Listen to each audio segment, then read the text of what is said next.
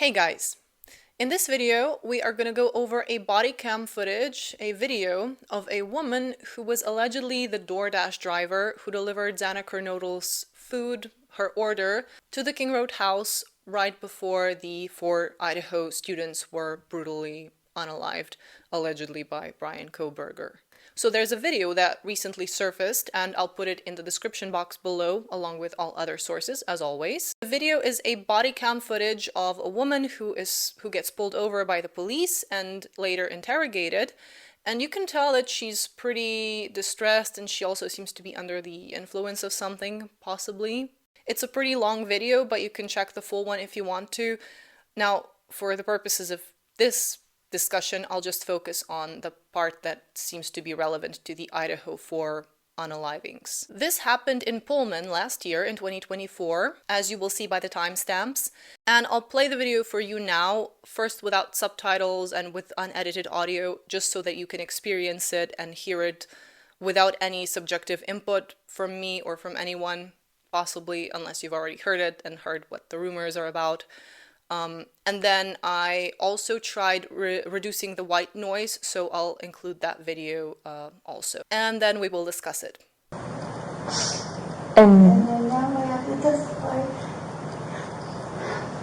Being part of case too, so yeah, because I'm a DoorDash driver, so yeah. You have to testify in which murder case? Murder case with the college girl. Oh. I'm a DoorDash driver, I saw Brian.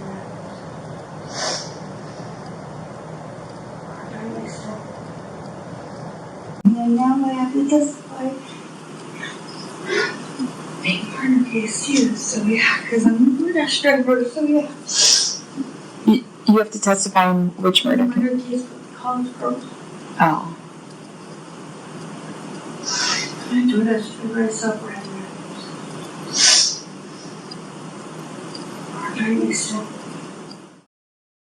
Now, first things first, obviously we have to ask ourselves, is this really the DoorDash driver from that night from the King Road house who delivered food to the King Road house?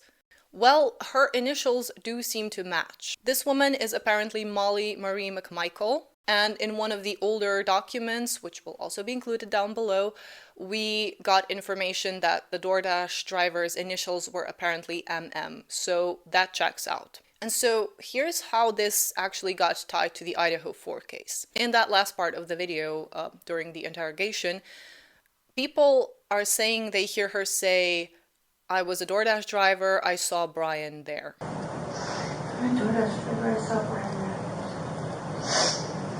I don't know for certain what she says here. The audio is really bad, and she's kind of mumbling her words, and she's speaking in a little bit of a softer tone at certain times, so it's really difficult to decipher what she's actually saying here. Now, if she really said, "I was a DoorDasher, I saw Brian there," I'm pretty sure this would be mentioned somewhere by this point. We're almost 3 years into this case. Yes, there's a gag order. There have also been violations of the gag order, but this is a type of information that would have been somewhere. It would have been said by either the defense or the prosecution during one of those hearings. Possibly it would even be in the PCA, because that's a pretty big relevant piece of information. If she saw Brian, that would make her an eyewitness. And if they had an eyewitness who can identify the man by his first name, as it seems, that would be a very huge thing. A huge nail in the coffin for Kohberger. And again, a thing that would likely be known by now. And let's also not forget what Brett Payne, the lead investigator, testified. He said that Brian Kohberger, the name, the person, first became known to them via the tip from the FBI who did the IgG work, and they tested the DNA on the knife sheath, and that's how they came to Brian Kohberger's name, and they delivered that tip to Moscow police. Now, if they indeed had another eyewitness, the DoorDasher who was able to identify the perpetrator, that would be a very damning thing for Kohberger, and I think we would be looking at a very different case from the beginning. I doubt that this is some, bombshell thing that's going to be revealed at trial. It's possible, you know. Anything is possible with the Idaho 4 case, is what we've learned. But I don't think something like this would be hidden from the public for so long, mainly because it would wrap things up quite quickly. Okay, but secondly, the roommate, DM, said she saw an intruder with a mask, with a balaclava on, basically. So when was the DoorDasher supposed to have seen the perpetrator?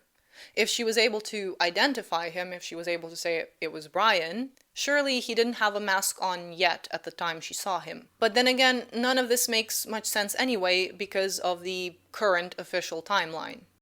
According to the self-authenticating records, Xana's order, which was technically placed from Ethan's account, Xana's order arrived at 3:59 a.m. That's when the DoorDasher arrived at King Road House. But as for the suspect vehicle enters the area twice.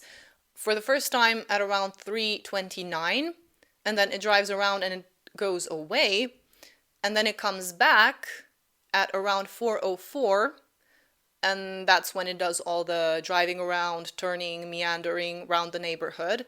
At some point, he or they go inside the house, do the thing, do the crime, and at 4:20, they're speeding away. The car is speeding away from the neighborhood. So if the DoorDasher arrived at 3:59 and the suspect vehicle, then arrived at 4:04 back into the neighborhood, that would mean that the DoorDasher had to stick around for 5-ish minutes or so after delivering the food to Xana to be able to see the perpetrator at the house, which is unlikely because it is DoorDash after all. According to this timeline, at best, the DoorDasher maybe could have crossed paths with the car as the car was entering the neighborhood and the DoorDasher was leaving. So potentially she could have seen his car, but then she would have to know that it was his car. But seeing someone at the King Road house specifically, or like really near the house, seems unlikely. Now, I'll play you the clip of the woman, of the DoorDasher, once again, and you can let me know what you're hearing. And this time I'll include my transcript of what I'm hearing the woman say. And then now I have to testify. Big murder case too, so yeah, because I'm a DoorDash driver, so yeah. You have to testify in which murder case? Murder case for the college girl. Oh. I'm a DoorDash driver, I saw Brian. Very nice to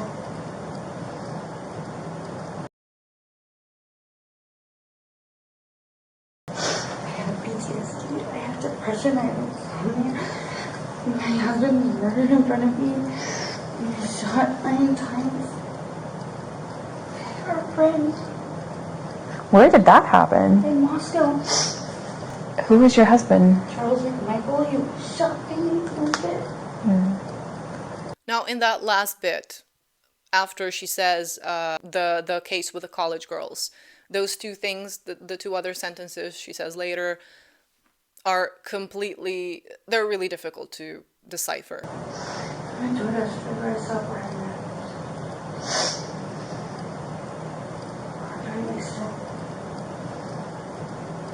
So with a crappy audio like this, all we can do really is just guess. But of course, we also have to remember that A, this lady may not be telling the truth for whatever reason, and B, her credibility, yeah, I'm gonna question her credibility here, because she seems to be under the influence of something, which then may be influencing her to say certain things, the way she says them, what she says and how she says it. Now, let's entertain the possibility that she did really say, I saw Brian near the house, I saw Brian in the house. And that is a big if. But if she did say that, this could be her explaining things in retrospect now that she knows what the alleged perpetrator's name is. It's possible that on the night of the King Road unalivings, she did see someone, but she didn't know who it was at the time. She didn't know that it was Brian. But she did see someone in the car entering the neighborhood or whatever. But honestly, I just doubt this whole scenario ever happened. So overall, not very credible. Who knows how reliable? But nonetheless, interesting. It's not much to work with, but I guess we'll see if this lady does end up testifying when Kohberger's trial rolls around. I will be covering the whole trial right here on this channel, so you're welcome to subscribe if you want to see that. And I've been working on something else these days, something completely unrelated. It's still very much in the works, and it's a surprise, so I can't reveal much about it yet. But I will be posting an announcement, a community post soon, and probably I will also make a dedicated video for it. But yeah, I'm excited about it, and I hope you will be too, at least some of you. But here we will continue with the Idaho 4 case as soon as we have any more interesting or relevant information to talk about. Do let me know all your thoughts in the comments below. Thank you for watching, and I'll see you soon. Bye, guys.